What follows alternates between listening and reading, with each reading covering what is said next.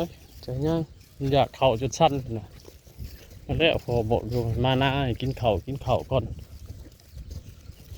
มาเห็ดเวียกพ่อเจ้าถือของดินมาเมื่อผมมีแห้งถือแบบไอ้ข้าวย่างกูน่ะเมื่อเดี๋ยวกินรถ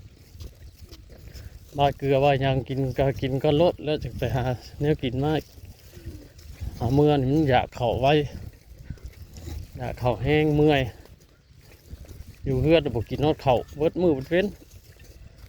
พามาหน้าเครื่องมืออยากเข่าจนสั้นเนี่ยไปย่าดอกเมย์ย่างหลังคุณอะย่างปลาคนเมย์ปลาขุดไปพอแล้วพี่ก็ได้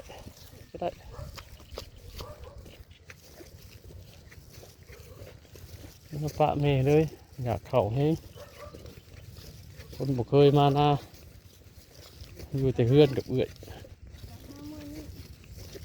มานี่หิวเขาออกมาหน้าเลยหิวเขาบอกอยู่สิไปใช่ให้กินข้าวก่อนดีเด้อเฮือนไก่อยู่น่ะเฮือนไก่แล้วพอแห้งไปหาใส่แล้วให้กินเป็นอ้อนเพิ่นบ่ได้กินข้าวก็แต่เช้าว่ะกินก็แต่เช้าคาบเที่ยงก็บ่กินบัดคาบเที่ยงบ่กินออกมาหน้าน้ำพ่อน้ำแม่เลยออกมาโดดอ่อนนั่นแหละอยากเข้าอดเอาเด็กก็สิฮอดเลยเมื่อเล่นใจเข่าก็ลดเล่นใจเข่าก็มีแห้งเลยเมื่อยที่พออยู่จะมาเด้อบัดนี้เด้อพอมาเห็ดเวียกมานำเด้ออยู่ขอบไปนะพระเมย์มาหลับอย่าละ